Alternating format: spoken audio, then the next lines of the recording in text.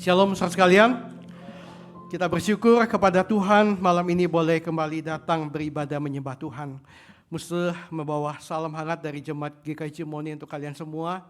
Dan terima kasih buat Fu Musa yang memberi kepercayaan dan kesempatan malam ini. Senang bersyukur sekali boleh berjumpa dengan Jemaat GKI PIK yang Tuhan sangat cintai dan semangat di dalam doa.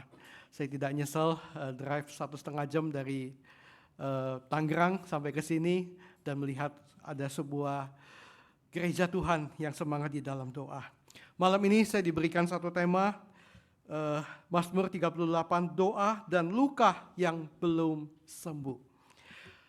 Dan saya ingin saudara bukan hanya dengar khotbah, tapi saudara betul-betul membaca firman. Untuk itu saya mengundang saudara untuk bangkit berdiri.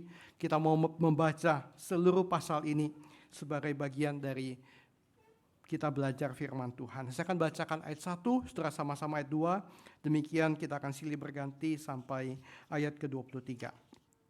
Mazmur Daud pada waktu mempersembahkan korban peringatan.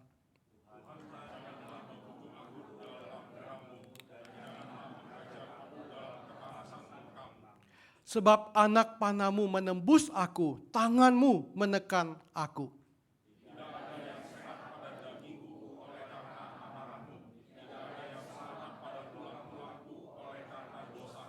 Sebab kesalahanku telah menimpa kepalaku, seperti beban berat yang terlalu berat bagiku.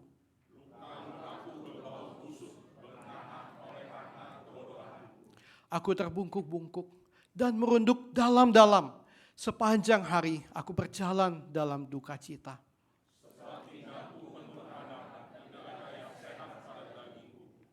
Aku kehabisan tenaga dan sangat terpukul.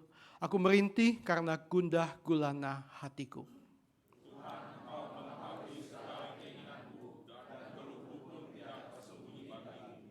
Jantungku berdebar-debar, kekuatanku hilang, dan cahaya mataku pun sudah lenyap.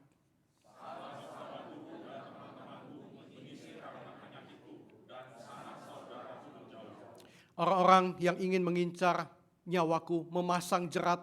Orang-orang yang mengikhtiarkan celakaku memikirkan kehancuran dan merancangkan tipu daya sepanjang hari.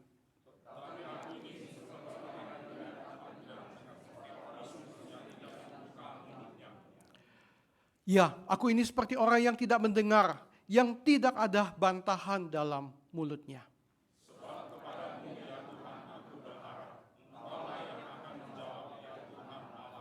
Pikirku asal mereka jangan menertawakan aku, jangan memegahkan diri atas aku apabila kakiku goyah.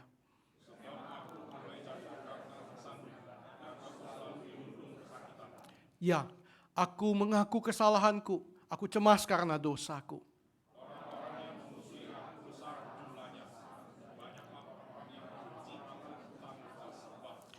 Mereka membalas yang jahat kepadaku, ganti yang baik. Mereka memusuhi aku karena aku mengejar yang baik.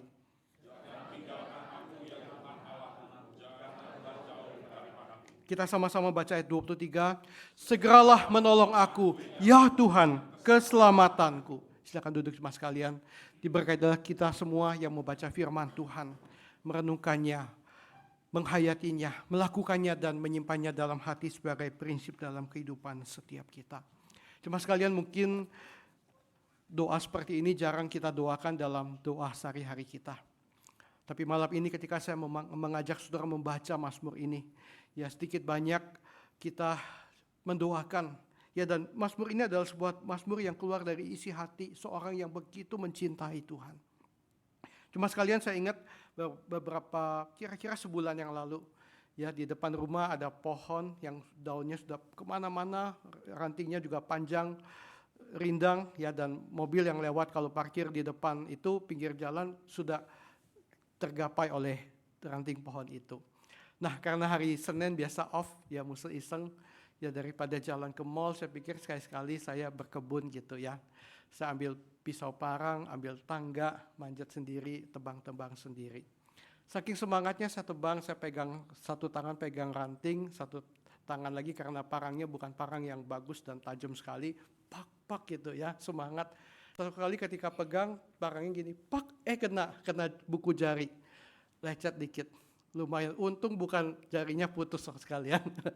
Dan wow gitu ya, berdarah dan saya masuk ke rumah, saya kasih obat, kasih tayo cing supaya cepat kering dan it's okay, saya berpikir oke, baik-baik saja. Dan puji Tuhan ya, saya masih di usia yang lukanya masih cepat sembuh. Ada orang yang kalau sudah luka itu kalau kena penyakit gula itu bahaya banget. Dan saya merasa udah baik, kasih cing sudah nutup. Tapi setiap kali ketika saya cuci tangan pegang sabun dan kalau sabunnya agak tajam, agak acidnya agak tinggi, wah berasa masih pedas gitu. Ini berarti belum sembuh. So sekalian, dan itulah yang terjadi. Banyak orang mengatakan luka hati, luka batin pun akan sembuh dengan berlalunya waktu. Saudara setuju nggak?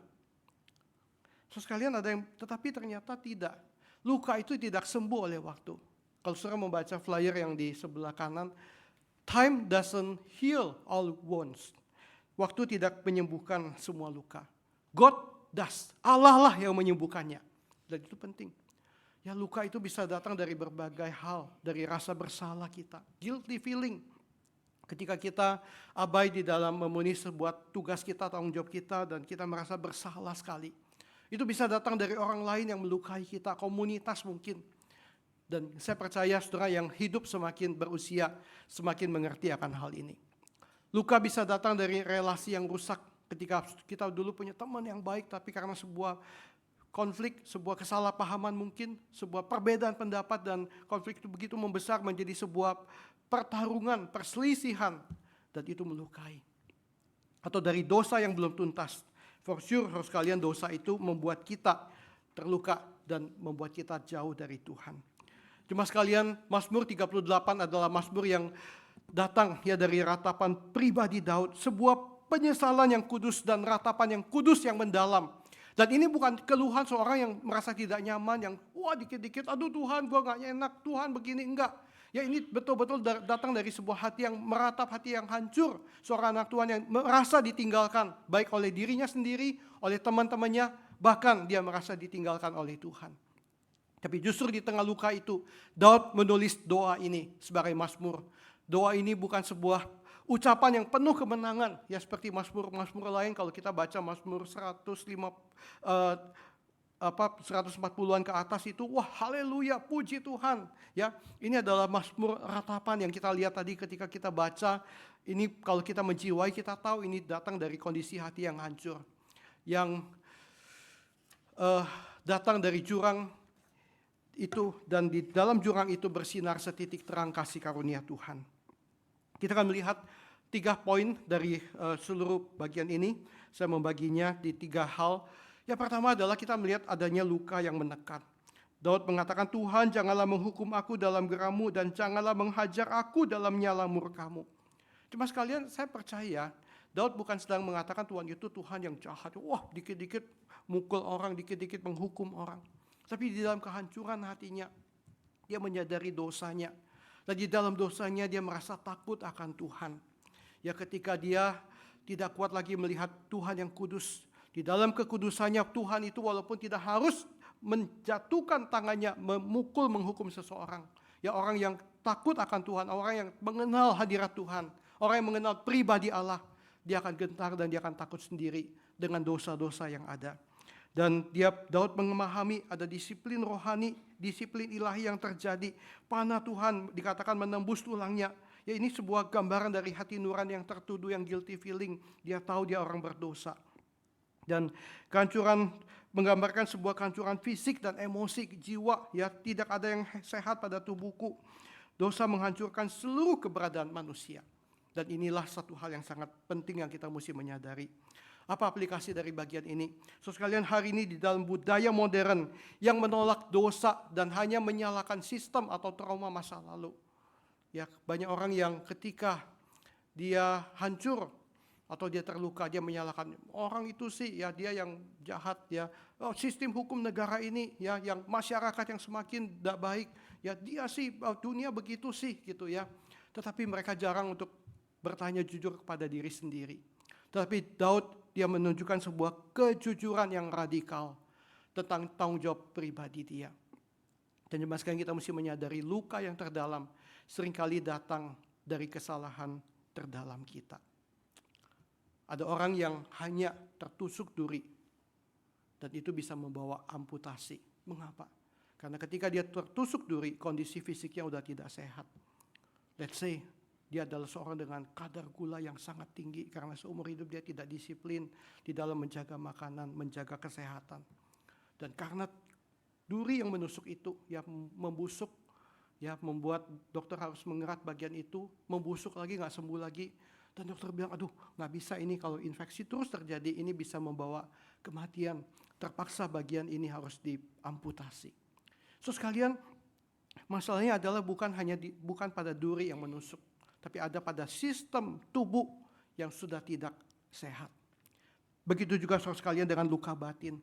Ketika seseorang batinnya terluka, saudara sekalian, masalah yang paling besar bukan pada apa yang menyebabkan luka itu, tapi ada pada kondisi spiritual, kondisi batin kita.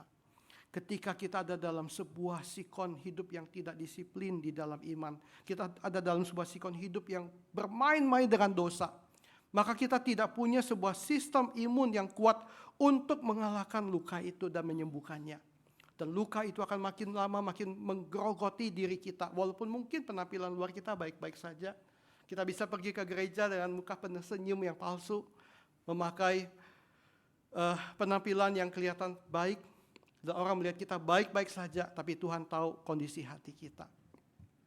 Tetapi seorang yang hidup kudus, yang takut akan Tuhan, dalam hubungan yang sejati dengan Tuhan, ketika dia terluka, ya ada Roh Kudus yang akan segera bekerja memulihkan dia.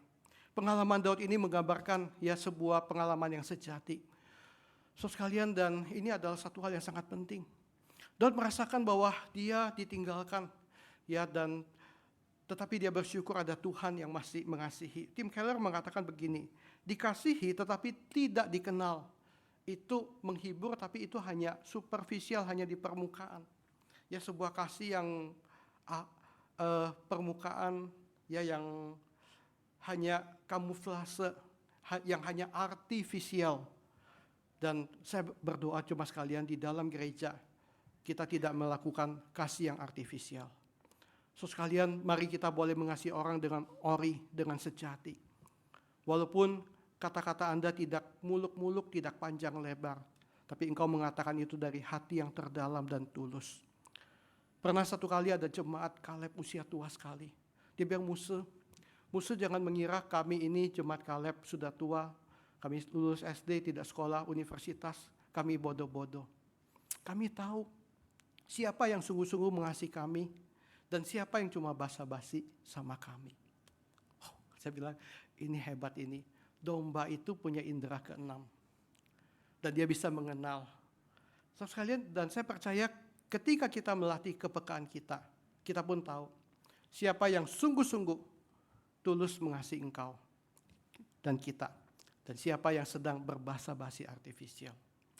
To be known and not loved is our greatest fear.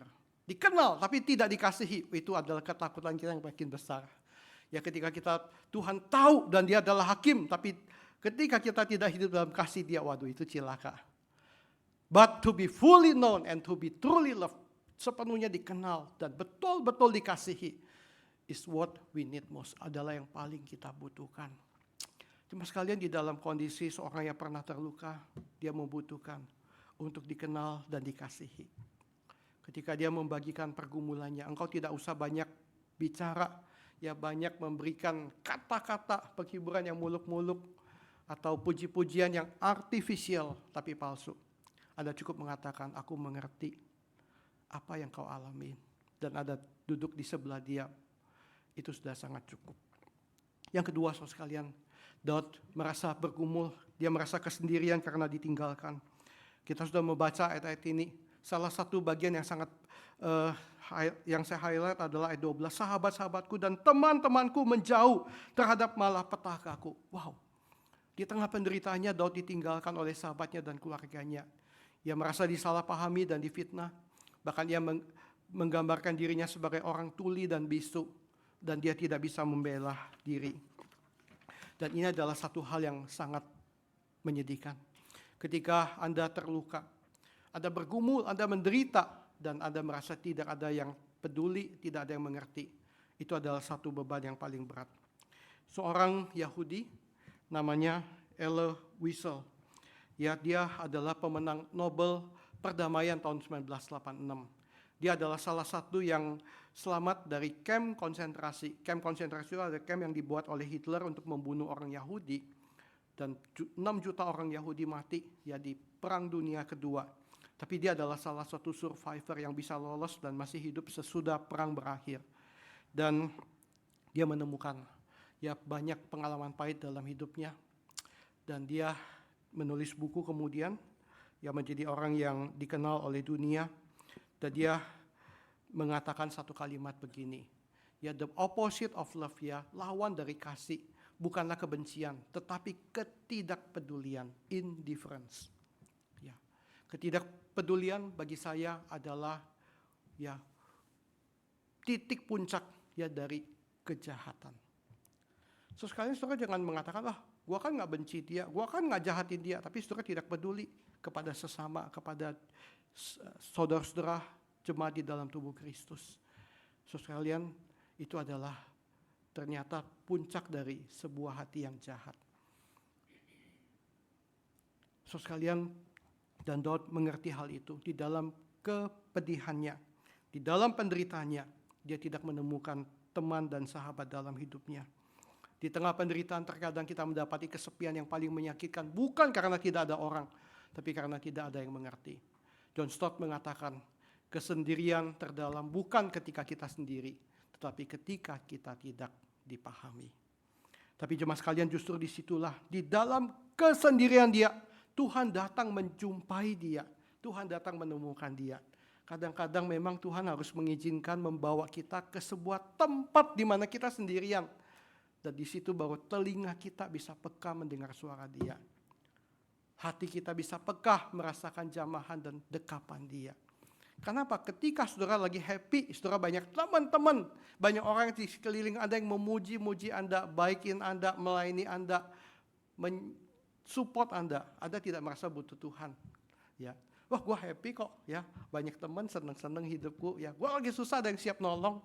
Saudara mungkin doa saudara tidak akan sekenceng Daud di Mazmur 38 ini. Tetapi ketika sekali-kali Tuhan izinkan, saya tidak mendoakan saudara mengalami hal itu. Tapi kalau kita ingin mengalami sebuah pertumbuhan iman yang dalam dan perjumpaan sejati dengan Tuhan, kadang-kadang Tuhan harus membawa kita di tempat yang seperti itu. Dan di tempat itu engkau berjumpa dengan Tuhan. Dan Tuhan akan bilang, anakku, sudah lama ya kita tidak bertemu. Kamu tiap minggu ke gereja, tiap Rabu ikut kebaktian doa, menyanyi lagu penyembahan, menaikkan doa. Tapi hatimu gak sungguh-sungguh berjumpa dengan aku. Ini adalah pengalaman seperti Musa ketika naik ke Gunung Sinai berjumpa dengan Tuhan. Seperti Nabi Elia, sesudah dia memenangkan peperangan dengan nabi-nabi Baal. Dan dia diancam, besok kalau kamu gak mati seperti mereka, ya lihat aja. Wah, Elia stres, Elia depresi, dia berkata, Tuhan lebih baik aku mati. Tapi di situ Tuhan bilang, pergi kamu ya ke atas gunung dan aku akan berjumpa dengan engkau. Di situ Nabi Elia mengalami perjumpaan dengan Tuhan. Hanya dia seorang diri. Cuma sekalian, kalau Anda pernah mengalami hal itu, atau satu hari kalau Tuhan izinkan membawa engkau di tempat seperti itu, jangan kecil hati. Ya, ingat bahwa Tuhan ingin berjumpa dengan kita. Dan dia akan bertemu dengan kita. Yang ketiga adalah doa dari dasar jurang. 15-22. Ayat 16, sebuah highlight saya akan membacakan. Tetapi kepadamu ya Tuhan aku berharap, engkaulah yang akan menjawab ya Tuhan Allahku. Bagian kunci dari ini kita bisa melihat adalah Daud tidak berusaha membenarkan dirinya. Daud tidak mengatakan, Tuhan, aku kan baik-baik aja, itu loh mereka loh yang jahatin, ya mereka yang menjolimi hambamu ini. Ya, enggak, sekalian Daud mengakui segala kehancurannya. Dia membawa segala kondisinya ke hadapan Tuhan. Dan dia begitu humble. Dia seperti sebuah tembikar yang sudah hancur. Tuhan ini aku. Sekalian dia mengaku, dia berdiam diri menunggu dan dia bersuruh kepada Tuhan. Daud tidak menuntut pembelaan tapi meminta belas kasihan Tuhan. Dia tidak menyangkali dosanya, tapi dia jujur mengakuinya. Dia tidak membalas musuh-musuhnya, tetapi dia menyerahkan keadilan kepada tangan Tuhan. Dan dari dasar jurang itu, saudara sekalian, Tuhan menjawab dia. Doa seperti ini bukan datang dari kekuatan diri, tetapi dari keputusasaan yang bersandar kepada belas kasihan Tuhan. Saudara sekalian, orang yang bisa berdoa seperti ini adalah orang yang sudah turun, namanya titik nadir. Jadi posisi level yang paling hancur, dan dia mengalami anugerah Tuhan. Dia tidak lagi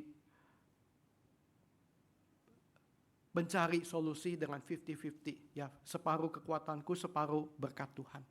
Tapi dia sepenuhnya datang, sepenuhnya meminta apa? Belas kasihan Tuhan, the mercy of God.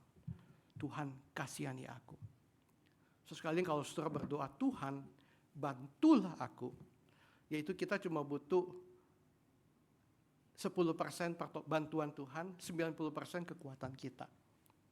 Kalau saudara berkata, Tuhan tolonglah aku, itu levelnya mungkin lebih banyak. Ya, karena orang yang membantu, artinya kalau lu mau bantu boleh, lu gak bantu gak apa-apa, gue bisa. Tapi kalau tolong gitu ya, artinya apa? Kalau lu gak tolong, cilaka ya. Itu adalah 90% ya, anugerah Tuhan 10%. Tapi kalau Tuhan kasihani aku, belas kasihan Tuhan, itu 100% Tuhan yang tolong. Dan kita gak melakukan apapun juga. So sekalian, doa ini bukan dari kekuatan diri, tapi keputusasaan yang bersandar pada belas kasihan Tuhan. Kalau kita melihat ya gambaran hamba yang menderita di kitab Yesaya, ya ini adalah sebuah gambaran bagaimana Tuhan Yesus ketika datang menebus dosa manusia, dia dihancurkan, dia disiksa, dia dihina. So sekalian, dan dia tidak membela diri. Dia menerima segala penderitaan, penolakan dan luka itu, dan oleh bilurnya kita disembuhkan. So sekalian, justru di dalam kehancuranlah Tuhan akan memulihkan. Kalau kita mau baca kisah-kisah Alkitab, setiap kali ketika Israel bangkit diberkati, lalu kemudian mereka menjadi sombong, lupa akan Tuhan, menyembah berhala, mengawin dengan bangsa-bangsa yang lain, dan jatuh di dalam dosa yang parah. Tuhan tidak langsung menolong mereka, tapi Tuhan izinkan mereka jatuh di titik nadir, dan Tuhan turun tangan. Di dalam kitab Yeremia, ya, Tuhan akan memulihkan tembikar yang hancur adalah dengan cara apa? Dia menghancurkan tembikar itu dan dia membentuk ulang ya bejana dari tanah liat, bejana yang baru, yang baik, yang indah untuk kemuliaan Tuhan. Jemaat sekalian, justru di dalam kehancuranlah kita akan dimurnikan, dipulihkan oleh Tuhan. Ini bukan satu pengalaman yang enak. Ya, saya mengkhotbahkan ini, saudara bilang, aduh Musa, amit-amit deh, gue gak mau ya mengalami. Bukan satu hal yang favorable. Tapi kalau Anda ingin dikuduskan, Anda ingin dimurnikan, Anda ingin menjadi serupa dengan Kristus, sometimes kita perlu mengalami. Direndahkan, ya, dilupakan oleh orang, difitnah oleh orang, ya, dan sampai di tempat lembah kekelaman, di situ kita berjumpa dengan Tuhan, dan Tuhan akan memulihkan. Ini adalah sebuah pemulihan yang sangat baik. So sekalian, berkaitan dengan hal ini, saya dapat dua kutipan. Ya, yang satu mengatakan, sin grows when we think we deserve something from God. Dosa itu bisa bertumbuh ketika kita merasa kita nih layak dapat sesuatu dari Tuhan. Ya Tuhan, aku kan sudah cukup baik, aku memberi perpuluhan, aku melayani lo, aku jadi pengurus lo, aku jadi majelis lo, aku jadi hamba Tuhan lo. Aku rajin lo di gereja lo Tuhan. Ya masa Tuhan gak berkatin aku sih? Sekalian, dan kemudian hubungan kita dengan Tuhan itu jadi transaksional. Tuhan, gua kan udah kasih sekian banyak, mana balasannya buat gua gitu? Cilaka sekalian. Kita memperlakukan gereja seperti kita pergi ke Gunung Kawi. Kita memperlakukan Tuhan seperti dewa-dewa keberuntungan yang disembah oleh nenek moyang kita. Dan itu bukan iman yang benar. So sekalian, godliness grows when we remember we are debtors to God. Kesalehan, ya, keserupaan dengan Allah muncul ketika kita ingat kita ini adalah orang yang berhutang pada Tuhan. Ya, kita berhutang segalanya, keselamatan kita, hidup kita hari ini, nafas kita itu adalah anugerah Tuhan yang Tuhan titipkan, percayakan. Dan kita nggak boleh pernah sombong di hadapan Tuhan. Tim Keller memberi sebuah quotes, dia mengatakan agama membuat kita bangga dengan apa yang sudah kita lakukan. Tetapi Injil membuat kita bangga dengan apa yang Yesus sudah lakukan bagi kita. Dan ini menjadi satu prinsip yang sangat penting. Saudara jangan berpikir, gua udah jadi jemaat GKY. Gua udah beragama di GKY, Pluit dan PIK. Gua adalah orang yang saleh. Ya kita jadi bangga saudara sekalian, cilaka. Gua sudah menyanyi di paduan suara 20 tahun, setia. Gua udah melayani Tuhan 30 tahun, setia. Tuhan bilang, wait, what? Ya, tapi ketika kita ingat Injil, ya, bahwa aku adalah orang berdosa yang tidak layak. Bahkan aku lebih jahat, lebih berdosa daripada yang aku bisa pikirkan tentang diriku sendiri. Tapi di waktu yang sama, Tuhan itu jauh lebih mengasihi dan menerima aku dibanding yang aku berani harapkan dan aku minta dari Dia. Itu berita Injil. Dan kita bangga, waduh Tuhan Yesus, Engkau sudah melakukan begitu luar biasa. Aku gak bisa berhenti untuk memuji menyembah Engkau.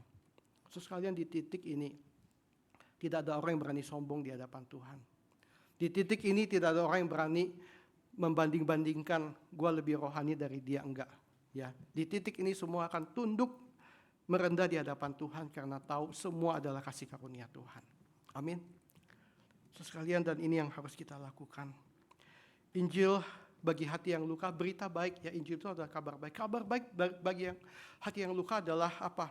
Ya, Mazmur 38 berakhir bukan dengan kemenangan. Ya, kita tidak melihat pujian haleluya. Ya, aku akan bangkit. Ya, aku akan menyurahkan. Walaupun di Mazmur lain ada, tapi di sini nggak ada. Mengapa? Ya, karena bagian ini berakhir dengan sebuah penyerahan total iman yang sejati pada Tuhan. Dan inilah gambaran ya berita Injil yang Tuhan Yesus kerjakan 2000 tahun yang lalu. Di kayu salib, Tuhan Yesus seperti Daud di bagian ini. Dia dihancurkan, dia terluka, dia ditolak, dia difitnah, dia diam. Dia tidak membela dirinya. Ketika orang Yahudi menghujat, tunjukkan dirimu, turun dari kayu salib kalau engkau benar adalah anak Allah. So sekalian untung dia gak turun, ya dia kalau emosi, kurang ajar lu ya. Dia lepaskan itu pakunya turun, itu orang dimatiin semua, ceritanya jadi lain. Tuhan menanggung semua luka itu. Supaya apa? Supaya kita boleh ditebus, kita diselamatkan, dan kita disembuhkan. Jadi situlah ya Alkitab mengatakan oleh bilur-bilurnya kita sudah menjadi sembuh. Ketika kita terluka, mari kita belajar mengakui luka itu. Ketika seorang mengatakan, enggak kok, gue baik-baik aja kok. Ya, ketika dia dilukai, dia disakiti, ada orang yang, kenapa kamu baik-baik? Oh enggak, kok baik-baik aja. Ya, sesuai ketika kita tidak mengakui, itu bahaya. Sama seperti ketika tangan saya terluka dan saya kasih obat, saya pikir udah baik. Begitu kena sabun, pedas. Iya ya, ini luka belum baik benar gitu. Kasih obat lagi, ya, dan saya lebih berhati-hati. Nggak boleh sembarangan pegang yang kotor-kotor. Kalau merasa habis buang sampah, cepat cuci tangan supaya kumannya nggak masuk. Soalnya ketika kita mengakui ada luka, ya kita akan lebih tahu bagaimana take care. Kita datang dengan pertobatan. Ya, minta anugerah Tuhan. Hati yang hancur adalah satu hal yang Tuhan berkenan dan Tuhan senang untuk jamah dan pulihkan. Bukan dengan pembenaran dan pembelaan diri.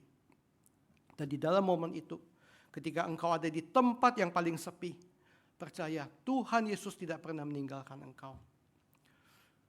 Dan kita berlatih, berdoa.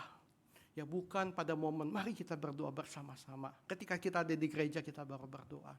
Doa itu menjadi sebuah nafas iman dari hati yang hancur.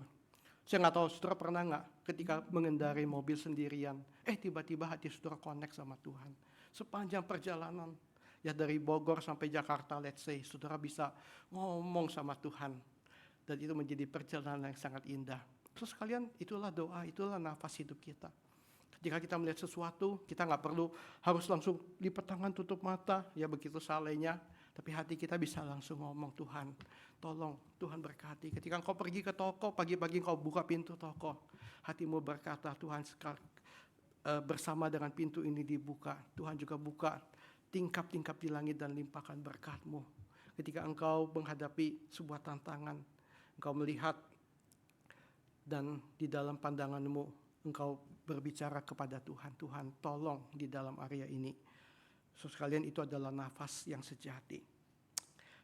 Saya akan menutup khotbah ini dengan mengkisahkan tentang wounds and scars, luka dan bekas luka. Satu hal yang unik, Tuhan Yesus sesudah bangkit, ternyata ada tanda bekas luka paku dan tombak yang masih ada di tubuhnya. Dia memperlihatkan kepada Thomas. Dan saya mau tanya nih, tentu sampai di dimensi kekekalan nanti, ya kita mungkin mengalami sebuah dimensi yang berbeda. Ya nggak seperti, saya lihat Fumuse duduk di sana, berarti Fumuse di situ. Ya di dimensi kekekalan, sebuah dimensi yang berbeda dengan dimensi ruang dan waktu. Mungkin pengalaman itu akan berbeda. Tapi saya mau tanya, kira-kira di dimensi kekekalan, kalau engkau masih bisa lihat Tuhan Yesus dengan mata, ya, dan saya percaya ada mungkin indera lain yang lebih tinggi yang Tuhan akan berikan, adalah Tuhan Yesus masih punya lubang paku nggak? Sebenarnya ini percayaan teologis yang sulit, ya ada orang, ini berandai-andai, tapi ada satu petunjuk. Kitab Wahyu pasal 5 ayat 6. Yohanes mengatakan ketika dia melihat kemuliaan surga, dia mengatakan, dan aku melihat di tengah-tengah tata dan keempat makhluk itu, dan di tengah-tengah tua-tua itu berdiri seekor anak domba seperti telah disembelih. Kok begitu ya? Surga kok ada anak domba yang misalnya lehernya masih kebuka, ada darah netes. Waduh, serem banget. Tapi ini gambaran bahasa manusia, ya tentunya di dimensi itu kita akan melihat hal yang sangat berbeda. Tapi adalah dari ayat ini kita bisa menyimpulkan bahwa tanda luka, ya tanda penebusan dan pengorbanan Tuhan tetap akan kita notice, kita sadari ketika kita ada di dalam dimensi kekekalan berjumpa dengan Dia. Dan ini membawa kita kepada sebuah pemikiran tentang luka dan bekas luka. Setiap luka itu harus kita bawa ke kaki salib Tuhan. Dan izinkan Tuhan untuk menjamah, membalut sehingga pulih. Tapi sesudah pulih, ada luka-luka yang masih ada bekas luka. Namanya scars, tanda luka. Nah, zaman ini orang-orang kalau ada tanda luka ya biasanya cepet-cepet ke skin care clinic. Nggak mau jelek ini, apalagi kalau di sini gitu ya. Waduh, dok bisa nggak ilangin? Pakai laser, pakai apa? Nggak apa-apa deh, bayar 10 juta, 20 juta, 30 juta kambuhan. Biar kinclong lagi gitu ya. Waduh, kita pakai produk dari Korea, dari Jepang ya. Anti-aging gitu ya. Supaya apa? Tanda bekas lukanya hilang gitu. So sekalian bagi orang modern tanda bekas luka itu bukan sesuatu yang disukai. Betul? Oh enggak, puji Tuhan jemaat Fik baik-baik ya. Luar biasa, praise the Lord. So sekalian tapi umumnya kalau orang di luar begitu, mereka gak suka tanda bekas luka. Tapi saya ingin mengatakan tanda bekas luka itu adalah sesuatu yang berharga.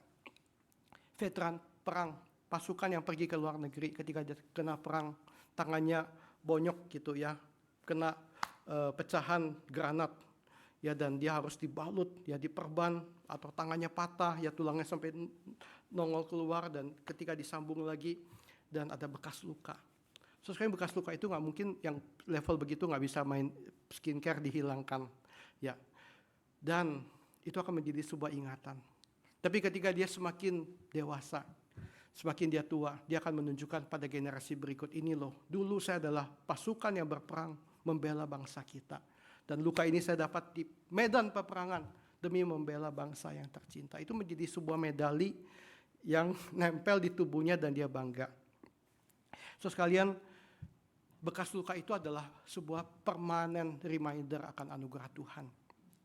Seorang penulis, Brian Powell, mengatakan bekas luka adalah luka-luka yang telah sembuh dari luka yang basah sebagai sebuah proses pemulihan yang telah terjadi.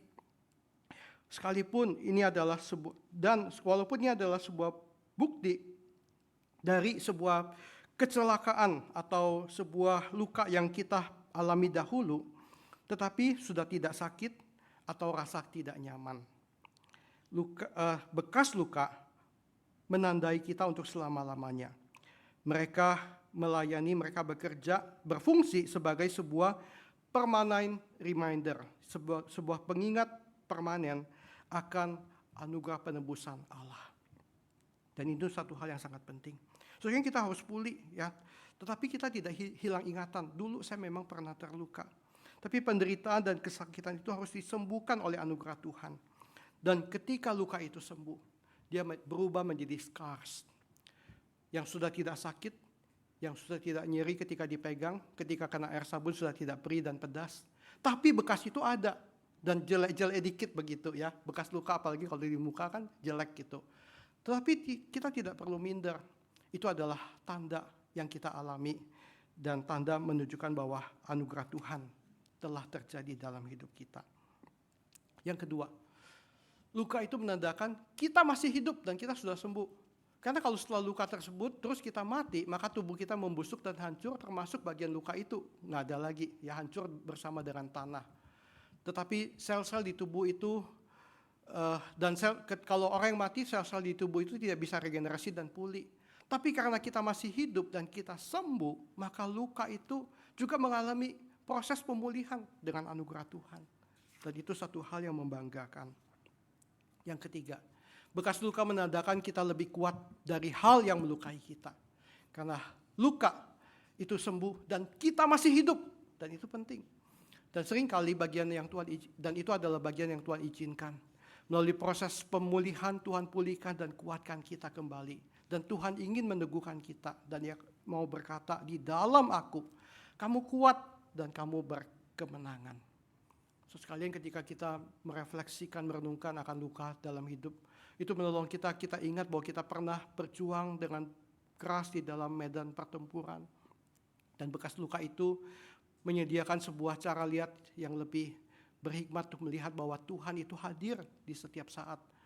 Walaupun kadang-kadang kita tidak menyadari kehadirannya.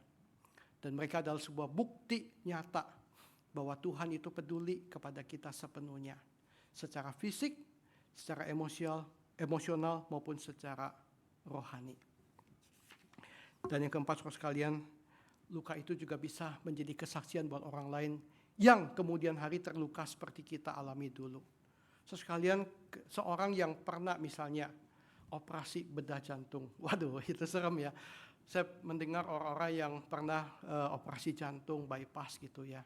Dia bilang, aduh itu satu pengalaman yang sangat mengerikan gitu. Kalau bisa pelihara jaga jantungmu baik-baik, jangan seperti saya gitu. Tapi ketika dia melihat temannya yang lain misalnya yang harus melakukan bypass ya, dia bisa menghibur, menguatkan, jangan takut, gue juga pernah alamin.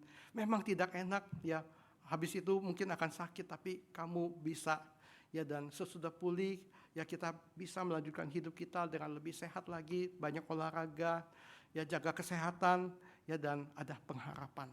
Seorang yang punya bekas luka, dia menjadi orang yang sangat efektif untuk menguatkan orang lain.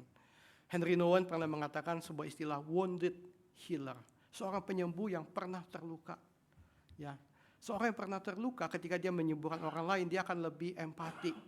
Ya, seorang dokter yang waktu masa kecilnya dia pernah dicabut gigi dan merasakan sakitnya gigi dicabut. Waktu dia cabut gigi orang, dia lebih empati, nggak sembarang. Dia akan tahu ini sakit loh gitu ya, harus biusnya dengan benar, ya treatmentnya dengan benar gitu. Dokter yang menolong wanita melahirkan, dokter bersalin ya, ya itu. Kalau yang cowok itu ya, zaman dulu itu kalau cara bedah sesar itu kasar. Ya main bedahnya begini, shot gitu ya. Anaknya dikeluarkan, jahit, padahal lipatan perut itu seperti ini gitu. Ya, dan akhirnya si ibu itu punya bekas tanda bedah zaman dulu tuh gede begitu ya gitu. Ada dokter yang udah bedah, dia jahit kanan kiri, suster dari kiri, dia dari kanan, begitu jahit sampai ujung ketemunya selisih 2 cm begitu. So sekalian, dan kenapa? Karena mereka tidak pernah melahirkan, mereka tidak empati.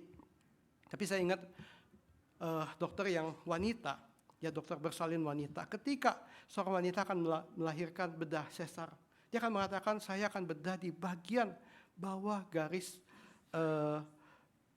celana. Mengapa? Karena kalau ibu sampai nanti mau berenang ya, itu bagian itu tidak kelihatan gitu.